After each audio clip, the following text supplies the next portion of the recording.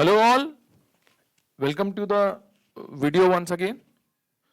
आज जो हम जिस बारे में बात करने जा रहे हैं that is the very hot topic these days and rather मैंने एक छोटा सा कवरेज पहले भी किया था। रशिया यूक्रेन जो वॉर हो रहा है वो क्यों हो रहा है, उसका लिंक मैं डिस्क्रिप्शन बॉक्स में मेंशन कर दूंगा। Please you can, if you want, you can go and have a look at that.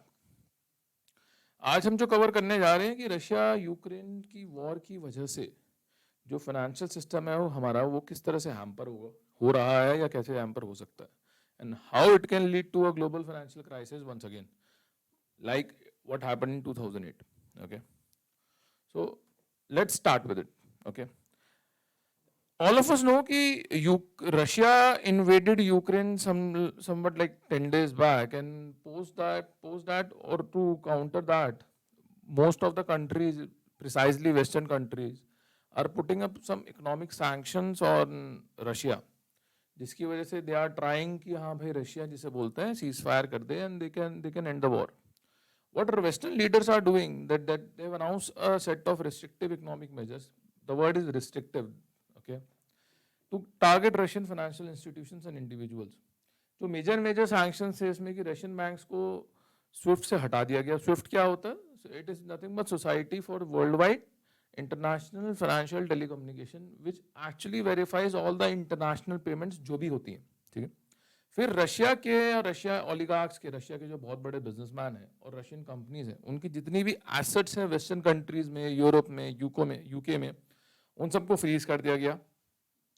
Russian के सेंट्रल बैंक को प्रोहिबिट करा गया था कि वो जितने भी उनके फॉरेन रिजर्व है, that is somewhere around $630 billion, उनको वो यूज ना करे, ना कर पाए, ताकि वो जो सैंक्शंस हैं उन्हें ओवरकम ना कर पाए। ठीक है, प्लस जिसे बोलते हैं कि और भी बहुत से सैंक्शंस है जिसकी वजह से जैसे countries like UK and Cyprus या और भी अभी हम आके देखेंगे, उनमें जितने भी इनकी एसेट्स हैं उनको बोल दिया कि फ्रीज कर दिया, they are not allowed to transact with these countries वगैरह वगैरह एक्सेट्रा एक्सेट्रा। फिर in response to these move, जितने भी ये सैंक्शंस हुए हैं, जितने भी क्रेडिट रेटिंग एजेंसीज हैं, उन्होंने या तो रशिया की जो क्रेडिट रेटिंग है वो जंग कर दी, या दे आर एक्चुअली सिग्नलिंग कि हाँ भाई we will be doing soon. Junk का मतलब क्या होता है? Almost zero, almost on the verge of default. So what the rating agencies are trying to tell कि अगर कोई financial system is has been halted, so जितने भी डेट हैं, जितने भी बॉन्ड्स हैं रशियन गवर्नमेंट के, रशिया के, all of them are junk now, it's of no use, it's of no value. In other words, all most of the rating agencies think that the prospect of Russia defaulting on its debt is higher than before. अगर आप global banks की बात करेंगे तो default on Russia's debt is extremely likely, means कि Russia can be a big default. Okay, अब अगर आप देखेंगे तो पूरा का पूरा सिस्टम जो है, अगर फाइनेंशियल सिस्टम हॉल्टेड हुआ है तो हु आर एट रिस्क? जितने भी बैंक्स हैं जिनका रशिया में पैसा लगा हुआ है, जिन्होंने रशिया को लोन दिया, all of them are at risk. अगर आप पहला पॉइंट देखें, with over $100 billion of Russian debt are in foreign banks, मतलब $100 बिलियन से ज्यादा रशियन की जो डेट है वो फॉरेन बैंक्स में है। फॉरेन बैंक्स ने रशिया को अराउंड $100 बिलियन दिया हुआ है। अगर वो डिफॉल्ट हो जाता है तो it can lead to a 2008 style liquidity crisis, यहाँ पे बैंक्स पैनिक करते हैं, वो एक दूसरे को पैसा देना बंद कर देते हैं बिकॉज दे आर वरीड कि उनका पैसा रिकवर हो पाएगा नहीं हो पाएगा। Imagine bank is thinking that ways for a bank, जो 2008 में हुआ था, if you guys can recall it. After US की अगर मैं बात करता हूँ, European banks are the most expose. अगर आप BIS, that is bank for international settlement की बात करते हैं, France and Italy have a USD of around $25 billion on Russian debt, while Austria banks have around $17 billion की debt है। okay.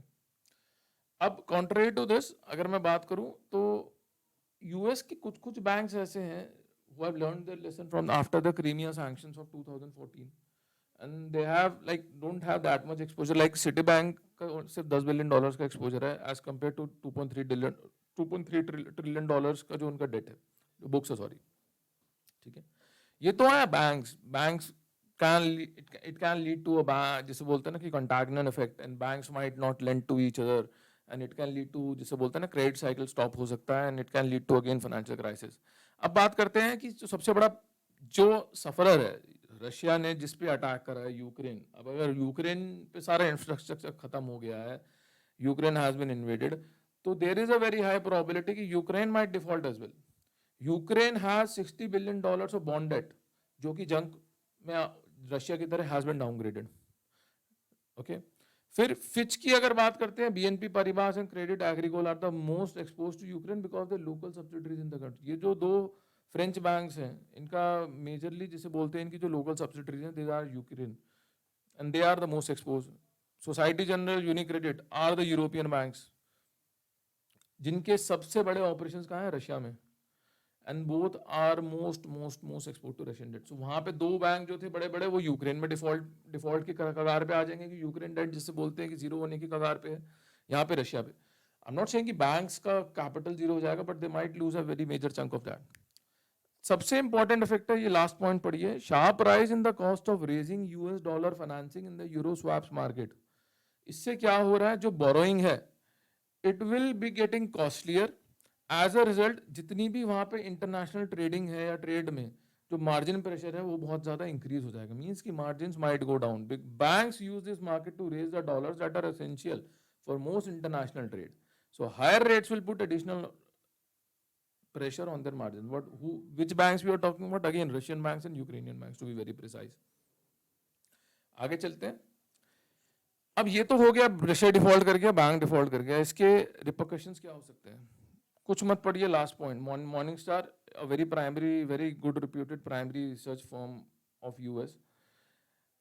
European, US and Japanese bank could face serious losses. This is as per Morningstar. I'm quoting just, okay. Potentially to the tune of USD 150 billion. $150 billion के losses हो सकते हैं to US Japanese banks. जो मैंने पहले भी बोला था, जैसे कंट्रीज जो हो गए Switzerland, Cyprus and UK. Cyprus and Switzerland are considered to be tax havens. ठीक है. So are the biggest destination for Russian oligarchs seeking to store their cash overseas. Okay. अब वहां पे कैश रखते थे जिसकी वजह से साइप्रस और स्विट्जरलैंड वो वेरी फेमस स्पॉट, जिनको जिससे बोलते हैं कि बहुत ज्यादा लिक्विडिटी मिलती थी. लेकिन अब रशियन ओलिगार्क्स या रशियन बिजनेसमैन जो हैं, दे हैव बीन स्टॉप्ड कि आप वहां पे पैसा नहीं रख सकते.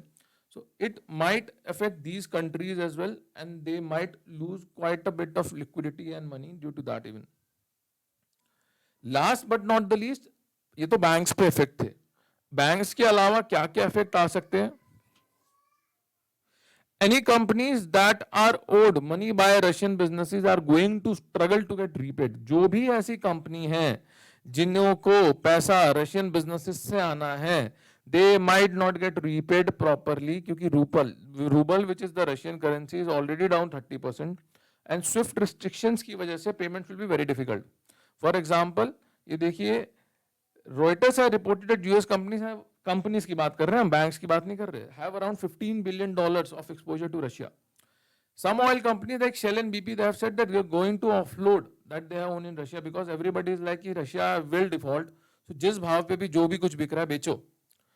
So there are no buyers at sensible price. Sensible prices पे कुछ बिकेगा नहीं and all these companies, trading companies will take serious losses. अब एक और जो सबसे बड़ी बात है कि यार अगर जिसे बोलते हैं ना कि भागदौड़ में कुछ बिकता है तो कुछ भी भाव पे बिकता है, तो वो जो एक डोमिनो इफेक्ट आता है, that might create a situation. अगर आपको याद होगा, जो भी डेट बिकते थे जब सब प्राइम हुआ था, जब सब प्राइम मॉर्गेजेस बिकते थे, वो औने पौने दानों में बिकते थे. अल्टीमेटली क्या होता था, bank started defaulting one after the other, क्योंकि सबकी जो रेटिंग्स है, सबकी जो डेट है, debt started being downgraded to junk. So ultimately क्या होगा, इट माइट सी कि अभी भी अगर रशियन एसेट्स बेचे जाएंगे तो it might see a domino effect that might lead to a situation like that.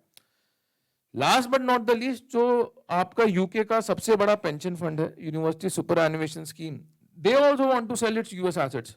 They have an exposure of 90 billion pounds in funds वहां पे, and its Russian assets are worth over $450 million. They have 90 billion dollars, 90 billion pounds का total fund होता है इनके पास, and Russian exposure is 450 million pounds. Consider that.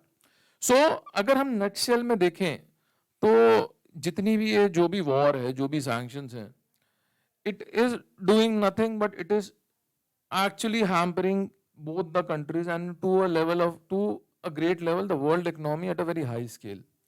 अभी तक we were trying to recover from COVID, we were trying to recover from Omicron. But trust me, due to this war, due to this, I'll say this has been the biggest attack or biggest war in European country, in any European country after the World War II. They have all these sanctions, the war, the invasion. Trust me, they have put our financial system at a very high alert. Please, please, please, please, अगर आपको ये video अच्छा लगा हो, अगर आपको ये video informative लगा हो, please like this video, please subscribe to my channel. Have a wonderful day. Please stay tuned. Thank you.